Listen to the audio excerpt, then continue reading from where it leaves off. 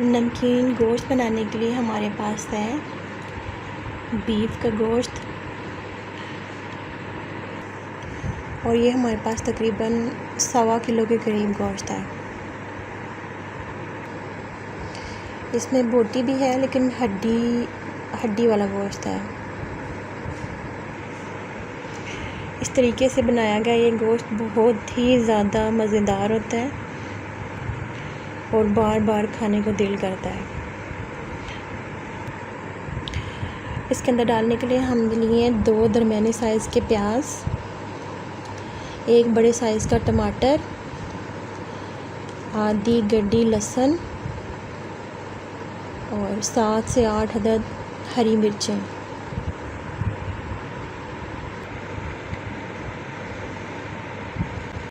Gas का flame हमने कर दिया है ऑन। पतीला हमने इसके ऊपर चढ़ा दिया है। अब हम इसके अंदर डाल लेंगे पानी।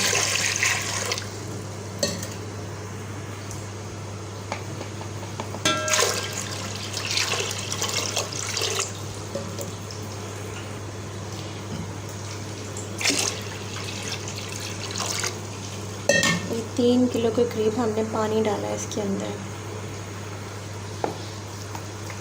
अब हम बीफ को इसके अंदर डालेंगे।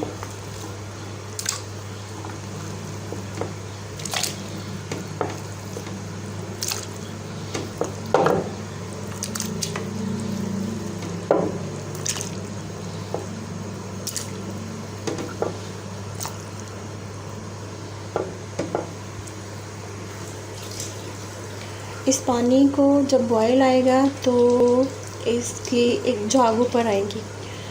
इस पानी को फिर हमने रिमूव कर देना है, इसलिए बॉयल आने तक इसके अंदर कुछ भी नहीं डालना। बॉयल आने तक अब अभी इसको छोड़ दें। पानी को बॉयल आ चुका है और गोश्त के अंदर जितना भी वो एक्स्ट्रा मादा था वो सारा झाग बन के ऊपर आ चुका है। अब हम इसका पानी रिमूव कर लेंगे।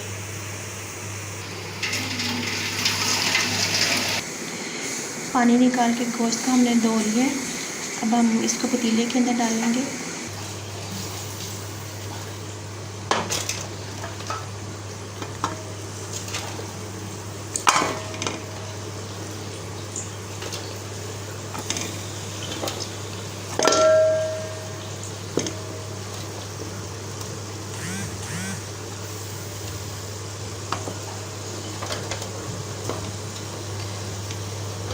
इस तरह से पका हुआ गोश्त बहुत हल्का और मज़ेदार बनता है। हम डालेंगे पानी। मैंने 1 किलो के करीब डालना है।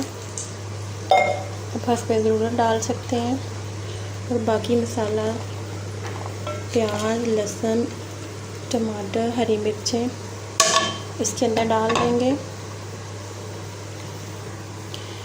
आधा चम्मच हम इसके अंदर डालेंगे नमक या हस्बे ज़रूरत।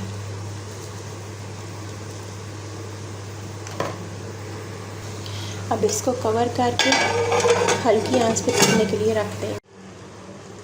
बीफ के अंदर से पानी अच्छी तरह से ड्राई हो चुका है और इसके अंदर वैसे ऑयल डालने की ज़रूरत नहीं है, लेकिन मैं 2 से 3 चम्मच जो है वो ऑयल ऐड करूँगी। 1/4 चम्मच हम इसके अंदर काली मिर्च पाउडर डालेंगे। 1/4 चम्मच हम इसके अंदर खुश्क धनिया डालेंगे। इसके अंदर हमने और कोई चीज़ भी नहीं डालनी।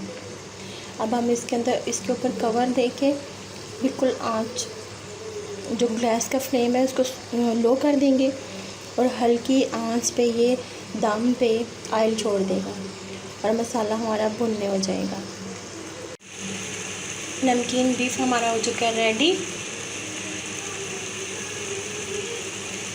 ऑयल अलग हो चुका है। अब हम इसको डिश के अंदर निकाल लेंगे। बहुत ही मज़ेदार है। मेरे मुंह में पानी आ रहा है। नमकीन बीफ हमारा रेडी हो चुका है। अब नान रोटी के साथ इसको एंजॉय करें। इस तरीके से बनाया गया गोश्त ज़ूद अज़म है, सिंपल और इजी है। किसी तरह का भी एक्स्ट्रा मसाला इसके अंदर नहीं डाला गया और आप इसको आराम से खा सकते हैं।